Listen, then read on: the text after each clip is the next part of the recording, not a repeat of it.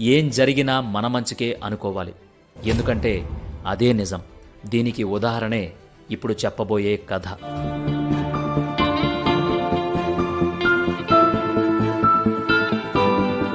అనగనగా ఒక రాజు ఉండేవాడు. ఆ రాజు తన మంత్రితో కలిసి ప్రతి ఆదివారం వేటకు వెళ్ళేవాడు. ఒక శనివారం నాడు రాజు, మంత్రి కూర్చుని రాజ్యానికి సంబంధించిన చర్చలు జరుపుతూ ఉండగా రాజు ఒక పండు తీసుకుని చిన్న ముక్క కోయబోతుండగా రాజుకి వేలు తెగి రక్తం కారడం మొదలవుతుంది. అది చూసిన మంత్రి అయ్యయ్యో అంటూ వెంటనే ఒక గుడ్డ ముక్క తెచ్చి కడుతుండగా రాజు ఇలా అన్నాడు: గొప్ప గొప్ప యుద్ధాలు చేసినప్పుడే శత్రువుల కత్తి మొన కూడా తాకనివ్వలేదు, అలాంటిది ఇలా జరిగిందేంటి మంత్రి అనగా, మరేం పర్లేదు రాజా, అంతా మన మంచికే అన్నాడు మంత్రి. ఆ మాటకి రాజుకి కోపం కట్టలు తెంచుకుంటుంది. నా వేలు తెగి ఇంతలా రక్తం దారకడుతుంటే అంతా మన మంచికే అంటావా? ఎంత కండకావరం నీకు అని భటులను పిలిపించి ఈ అల్ప సంతోషిని చెరసాలలో వేసి బంధించండి అని ఆజ్ఞాపిస్తాడు. భటులు మంత్రిని లాక్కెళ్లి చెరసాలలో వేస్తారు. ఆదివారం పొద్దు పొడుస్తుంది. ఎప్పుడూ వేటకు మంత్రిని వెంట పెట్టుకెళ్లే రాజు ఆ రోజు ఒంటరిగానే వేటకు వెళతాడు. ఒక లేడిని తరుముకుంటూ సుదూరంగా అడవిలోకి వెళ్ళగా అక్కడ ఒక ఆదిమానవుల తెగ రాజుని పట్టుకుని బంధిస్తారు. సరిగ్గా అదే రోజు ఆదిమానవుల జాతర జరుగుతుంది. ప్రతి ఏటా ఆ జాతరలో నరబలి ఇవ్వడం వాళ్ల ఆచారం. ఇక బంధించిన రాజుని ఆ బలి కోసం సిద్ధం చేయసాగారు. రాజు ఏం చెప్పినా వాళ్ళకి అర్థం కావడం లేదు. బలికి సిద్ధం చేసి బలిపీఠం మీద రాజుని పడుకోబెట్టి బలి ఖడ్గాన్ని ఎత్తే సమయంలో అక్కడ వాళ్ళు రాజు చేతికున్న కట్టు చూస్తారు.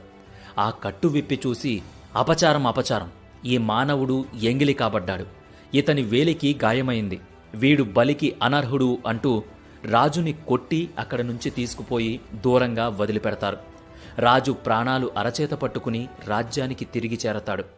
ఆ రోజు సాయంత్రం బంధించిన మంత్రిని పిలిపించి, నువ్వు చెప్పింది నిజమే, ఏదైనా మన మంచికే. ఆ రోజు వేలు తెగడం వల్ల నేను ఈరోజు బ్రతికి బయటపడ్డాను, కానీ నువ్వు మాత్రం చెరసాలలో బందీ కాబడ్డావు, మరి నీకేం మంచి జరిగింది అని రాజు అనగానే మంత్రి చిన్న చిరునవ్వుతో, మహారాజా, ఆ రోజు మీరు నన్ను అపార్థం చేసుకుని నన్ను కొట్టించి చెరసాలలో వేసినప్పుడు నేనేం బాధపడలేదు, ఎందుకంటే నేను మంచి మాట చెప్పినప్పటికీ బందీనయ్యాను. సరే, ఏం జరిగినా నా మంచికే అనుకున్నాను. ఒకవేళ ఆ రోజు మీరు నన్ను చెరసాలలో వెయ్యకుంటే నేను తరువాత రోజు మీతో వేటకొచ్చేవాడిని. ఆ ఆదిమానవులు మీతో పాటు నన్నూ బంధించేవారు. మీ చేతికి గాయం కావడం వల్ల మీరు బలికి పనికిరారు, కాబట్టి అక్కడ మిగిలేది నేనే. వాళ్ళు మిమ్మల్ని విడిచిపెట్టి నన్ను బలిచ్చేవాళ్లు. కాబట్టి ఆ రోజు మీరు నన్ను బంధించడం నాకు ఈరోజు మంచి జరిగింది అని మంత్రి వినమ్రంగా చెప్పాడు.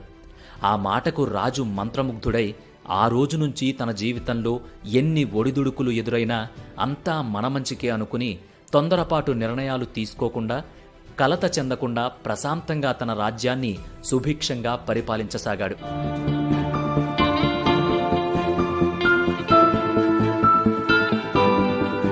అందుకే ఏది జరిగినా ముందు మనం దాన్ని స్వీకరించగలగాలి.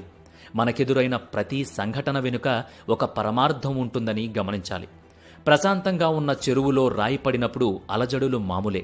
పడిన ఆ రాయి అడుక్కిపోయాక మళ్లీ ఆ చెరువు నిశ్చలంగా మారడం కూడా శరామామూలే.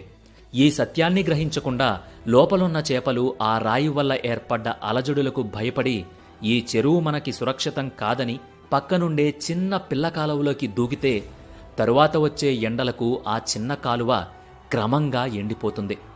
అప్పుడా చేపల బ్రతుకు అగమ్య గోచరంగా మారుతుంది. తొందరపాటుతో తీసుకున్న ఆ నిర్ణయం వల్ల పశ్చాత్తాపం తప్ప మరేం మిగలదు. కాబట్టి మనం కూడా కొంచెం ఓపిగ్గా ఉందాం. ఈ మాట చెప్పడానికి కారణం ఏంటంటే, కొంతమంది కరోనా వస్తుందేమో అని ఆత్మహత్యలు చేసుకుంటున్నారు. మరికొంతమంది కరోనా వచ్చిందని నిర్ధారణ అయ్యాక ఇక బ్రతకమేమో అని ఆత్మహత్యలు చేసుకుంటున్నారు. మరికొంతమంది కరోనా వచ్చినా బయటకు చెప్తే ఏమవుతుందో అని చెప్పకుండా ప్రాణాల మీదకు తెచ్చుకుంటున్నారు. ఇంకొంతమంది ఆర్థికంగా కృంగిపోయి ఇక ఎప్పటికీ ఇలాగే అప్పుల పాలైపోతామేమో అని చావే శరణ్యం అనుకుంటున్నారు. ఈ కరోనా సమయంలో ప్రతి కుటుంబం ఎన్నో కష్టాలను ఎదుర్కొంటోంది. మనమంతా ఒకే కుటుంబం. నా మాట నమ్మండి, ఖచ్చితంగా మనకి మళ్లీ మంచి రోజులొస్తాయి. ఇదివరకు కంటే చాలా మంచి రోజులొస్తాయి. అప్పటి వరకు నిబ్బరంగా ఉందాం.